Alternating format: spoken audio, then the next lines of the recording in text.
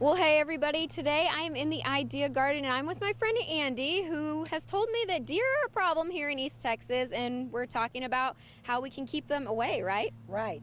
And deer are a problem because we've got a lot of them, and deer are eating machines. They eat constantly, and they will eat 4 to 5 pounds of things every day. And that's mostly the things that are in your garden. Check, 1, 2, 3. Can you guys hear So me? we want to try and prevent that. And the first thing we need to do is understand how deer live. And they have an annual cycle, and from November to April, they're very hungry. Things aren't grown, so they're up in your yard eating whatever they can eat.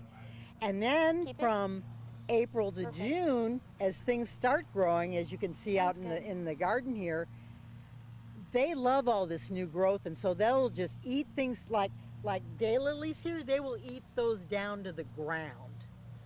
And they also love hostas, they love dogwoods, they love redbuds. So those are the kind of things they really, really like. And then in the summertime, from about June through August, all their little babies come up and start eating everything. And finally, from August until October, you get a break because the woods are full of things to eat and they go out in the woods. But then in November, they're back. So what can you do? You can try and fence your property, but unless you've got a really finite area, it gets really expensive because you're going to have at least an 8-foot fence, because I've seen deer jump over a 7-foot fence. And the other thing you can do is you can spray, which is effective.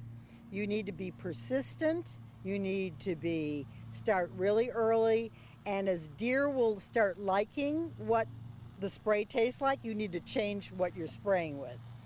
But the best thing you can do too is not plant what they like we said, daylilies, hosta, redbud, dogwood, etc. But there are plants that are deer resistant, and I think we've got a slide of that up on the screen. But it's like pines, vitex, figs, daffodils, echinacea, coneflowers, and lantana they do not like. So unless they're really, really hungry, they won't mess with those plants. So we've got a lot of deer, but it is possible to keep them contained. Okay, awesome. Well, thank you.